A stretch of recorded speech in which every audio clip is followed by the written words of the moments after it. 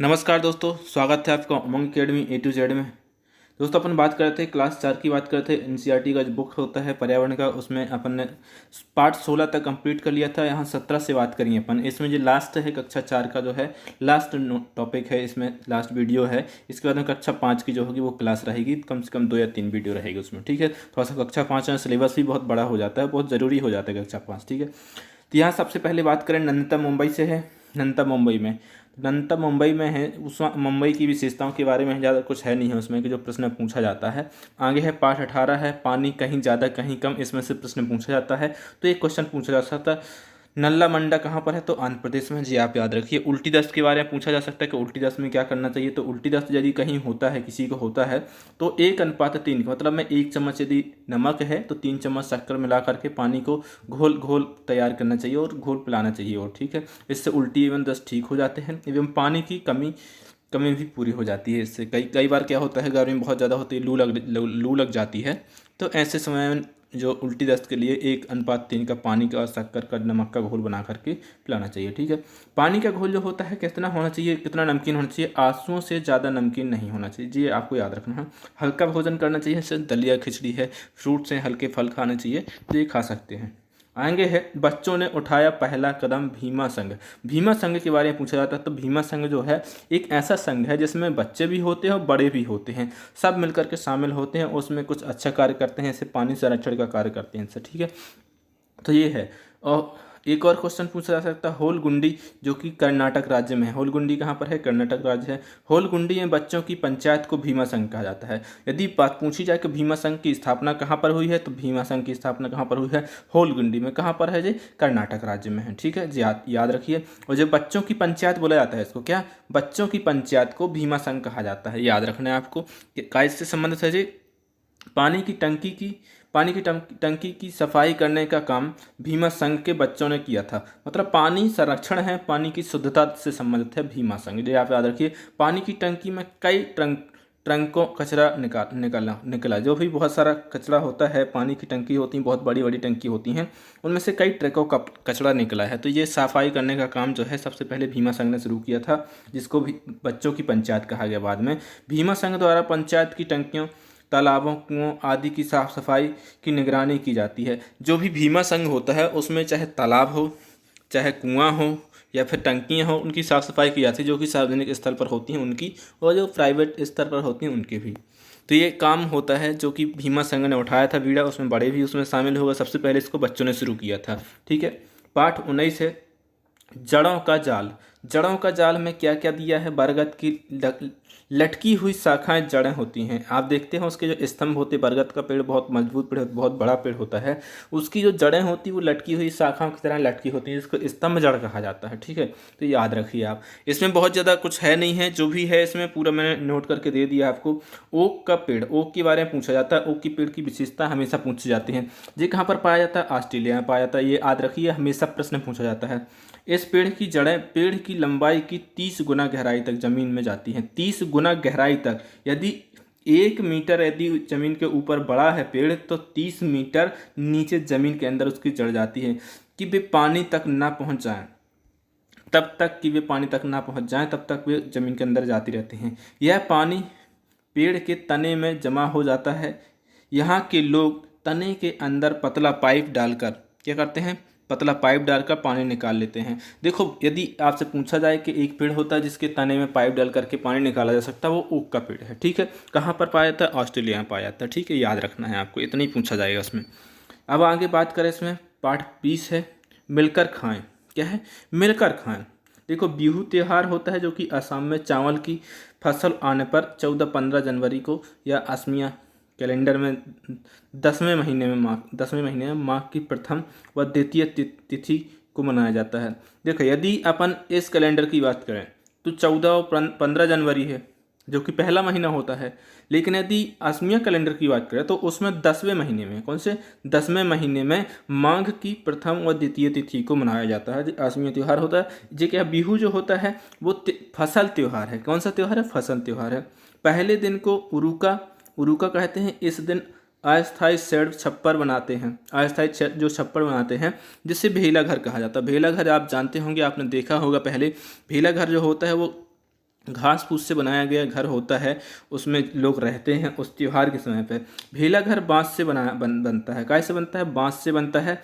बोरा, बोरा क्या है जी? बोरा जो है असम में खाए जाने वाले चावल की एक किस्म है जो पकने के बाद चिपचिपे हो जाते हैं। बोरा यदि पूछा जाए तो बोरा एक क्या है? एक चावल की किस्म है जो कि असम में बहुत ज़्यादा प्रचलित है, वहाँ पर पकाई जाती है, जो कि पकने के बाद चिपचिपे हो जाते हैं। ठीक है, याद रखिएगा आप इसको। आगे है पहनावा की बात करें तो पहनावा क्या है, कहाँ पर कैसा पहनावा है, इसके आधार पर ही प्रश्न पूछा जा सकता है।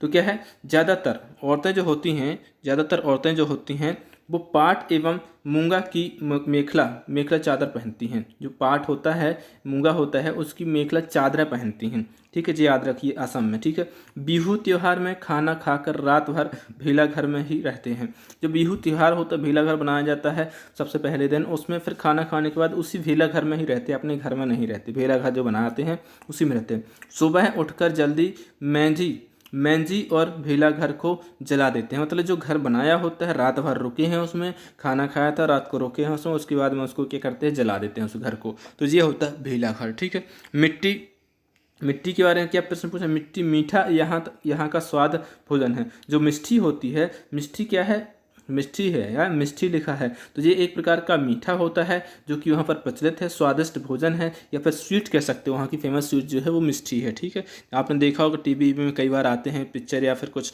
कार्यक्रम आते हैं तो उसमें बताते हैं कि जो मिष्टी है वो लेकर के आए हैं आपके लिए वहाँ से। खाना खिलाना, अब है खाना खिलाना। खाना खिलाना में क्या क्या है? कराह, प्रसाद, अरदास जो गुरुद्वारा से संबंधित है। जो यदि कराह की बात करें, प्रसाद की बात करें, अरदास जो होती है, जैसे कि अपन पूजा करते हैं, जो नमाज पढ़ते हैं, उसी प्रकार से जो सिख होते हैं गुरुद्वारे में अरदास की जाती है, तो वो एक प्रकार की पूजा है। प्रसाद जो कि भोजन को बोला जाता है। कराह जो कि संबंधित है इसी से, गुरुद्वारे से संबंधित है। गुरुद्वारे में मिलकर खाना पकाना और खाने को लंगर कहते हैं। जो भी बहुत सारे लोगों को एक साथ भोजन पकाया जाता है और खिलाया जाता है उसको लंगर कहते हैं। ठीक है, गुरुद्वारे में। ठीक है, आगे बात करें, पाठ 22 है दुनिया मेरे घर की। दुनिया मेरे घर की, दुनिया मेरे घर में कौन कौन सी चीज़ें होती, क्या क्या चीज़ें हैं हमारे पास, कैसी सुविधाएं होती हैं उसमें, जैसा उसमें दिया है। ठीक है, आगे बात करें, पाठ 23 है। पाठ 23 में दिया है पोचमपल्ली। पोचमपल्ली के बारे में पूछा जाता है बहुत ज़्यादा। पोचमपल्ली मुख्तारपुर गांव जो है वो आंध्र प्रदेश के पोचमपल्ली कस्बे में था।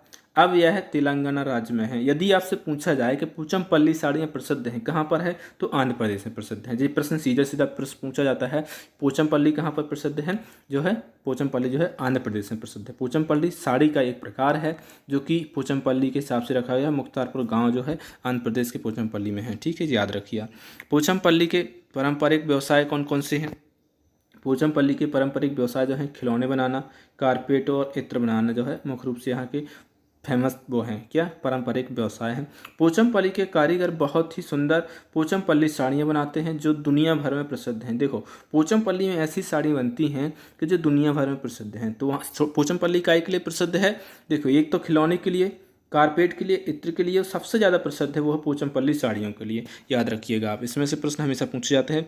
पूरे देश की बात करें, यदि पूरे देश की बात में जो पाठ 24 दिया हुआ है, पूरे देश की बात में क्या क्या है? अबू धाबी की बात करते हैं, यूएई, यूनाइटेड अरेबियन अमीरात जो है में है यूएई। ठीक है, अबू धाबी कहाँ पर है? यूएई में है। और यूएई जो है कि राजधानी क्या है? अबू धाबी है।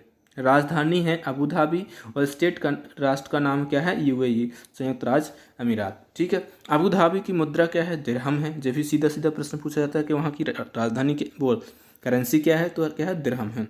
चिट्टनपन क्या है? जो चिट्टनपन क्या है? चिट्टनपन जो है चाचा को मलयालम भाषा में कहते हैं चिट्टनपन। जब आप केरल साइड जाएंगे तो वहाँ पर भाषा चलती है मलयालम। तो चिट्टनपन का मतलब होता है चाचा जी। चाचा को मलयालम भाषा में क्या कहते हैं? चिट्टनपन कहते हैं। कुजम्मा चाची को कुजम्मा। जहाँ चिट्टनपन जो होते हैं चाचा जी होते हैं, कुजम्मा जो होती है वो चाची जी होती हैं। ठीक है, केरल के मुख्य मसाले कौन कौन से? तेज पत्ता है, इलायची है, काली मिर्च है इत्यादि। केरल के बहुत ज़्यादा मसाले हैं। केरल को थोड़ा सा आप कमेंट बॉक्स में कमेंट करके कहें मुख्य रूप से फेमस काय के लिए? मसालों के लिए। लेकिन मसालों के लिए तो फेमस है, लेकिन उसका नाम क्या रखा गया है कि किस लिए फेमस है? कमेंट बॉक्स में कमेंट करके जरूर बताएं। रानी कहा जाता है शायद, मसालों की रानी, मसालों का राजा, क्या कहा जाता है वो मुझे नहीं पता, आप कमेंट बॉक्स में कमेंट करके बता दीजिए। ठीक है, केरल में फलों के पेड़ होते हैं, जैसे कि नारियल है, केला है, जैक फ्रूट है और पपीता है, बेटल नट आदि जो है केरल में बहुत ज़्यादा फल होते हैं। अबू धाबी में सबसे ज़्यादा पेड़ जो होते हैं खजूर के होते हैं। नट जो खजूर जो होता है बहुत ज़्यादा होता है केरल में। केरल में क्या होता है, खजूर होता है, क्यों? क्योंकि वो रेगिस्तानी इलाका है, वहाँ पर पानी बहुत कम होता है और खजूर जो होता है बहुत कम पानी में भी हो जाता है। तो ये आपको याद रखना है। नेक्स्ट जो पार्ट है वो है पार्ट 25 से चटपटी पहेलियाँ। चटपटी पहेलियाँ में क्या क्या दिया है, प्रयोग कैसे करना है इसका। चोट को ठीक करने के लिए हल्दी का उपयोग करते हैं। जब भी कभी चोट लग जाती है, जैसे किचन में भी हैं यदि आप, तो खाना यदि कुछ काट रहे हैं, प्याज सलाद वगैरह कुछ काट रहे हैं, यदि आपका हाथ कट जाता है तो कुछ मत कीजिए, आप सीधे सीधे आप कट गया है कुछ मत कीजिए, आप जल्दी से हल्दी का ढक्कन निकालिए। लेकिन वो हल्दी जो ऐसी होना चाहिए उसमें मिर्च नहीं होना चाहिए, ठीक है, इतने याद रखिएगा। तो हल्दी लगाने से क्या होता है, चोट ठीक हो जाती है। हाजमे के लिए सौंफ का उपयोग करते हैं। दांत का दर्द यदि ठीक करना है तो उसके लिए लौंग का उपयोग करते हैं। कभी कभी देखा होगा कि दांत यदि दर्द नहीं लगता तो उसके लिए लौंग का उपयोग करते हैं, ठीक है, तो उससे दर्द कम हो जाता है। आगे है फौजी वहीदा। फौजी वहीदा एक फौजी है, जो वहीदा है जो है उसके नाम पर रखा गया है फौजी वहीदा। इस पे से प्रश्न पूछे जाते हैं। पहली महिला जिन्होंने परेड का नेतृत्व किया था वो था वहीदा प्रिज्म।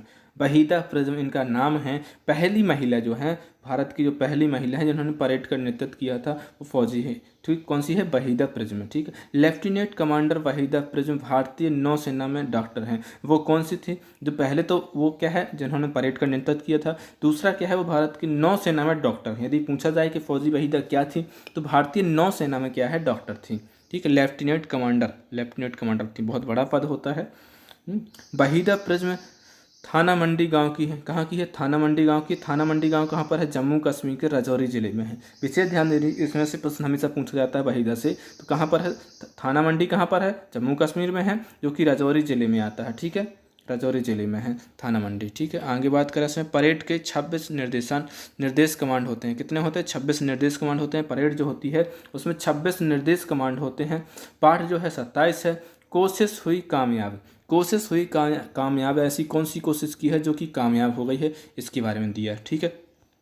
अब आगे बात करें इसमें, लद्दाख को ठंडा रेगिस्तान भी कहते हैं। यदि आपसे पूछा जाए ठंडा रेगिस्तान कौन सा है तो लद्दाख को कहते हैं। तिब्बतन भाषा लद्दाख में बोलते हैं, उसे भूती कहते हैं।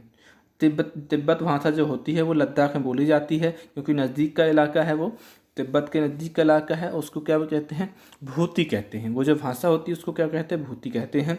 भूती भाषा में माँ को आभा ले, पिता को आभा ले और आभा ले, आमा ले, पर आभा को जैसे आभा होता है ना उसी प्रकार से माँ होता है, तो माँ के लिए क्या करते हैं, आभा ले, और पिता को क्या करते हैं, आवा ले, मतलब अब्बा होता है ना, आवा ले, उसी प्रकार से कहते हैं इसको, ठीक है। तो इस प्रकार से याद रखिए आप इसको, ठीक है दोस्तों। ये नोट्स यहाँ था जो कक्षा 4 का था, जो यहाँ पर कंप्लीट होता है अपना। इसके बाद कक्षा 5 का जो नोट्स है वो मैं जल्दी से लेकर के आऊँगा। मिलते हैं एक नेक्स्ट वीडियो में, तब तक के लिए नमस्कार दोस्तों। आपसे रिक्वेस्ट है, यदि वीडियो अच्छा लगा हो तो लाइक जरूर करें, अपने दोस्तों के शेयर कर दें। यदि चैनल को सब्सक्राइब नहीं किया है तो सब्सक्राइब भी कर लें, साथ ही साथ उसका जो बेल आइकन है उसको प्रेस कर लें, ताकि लेटेस्ट वीडियो की अपडेट आप तक पहुँचती रहे।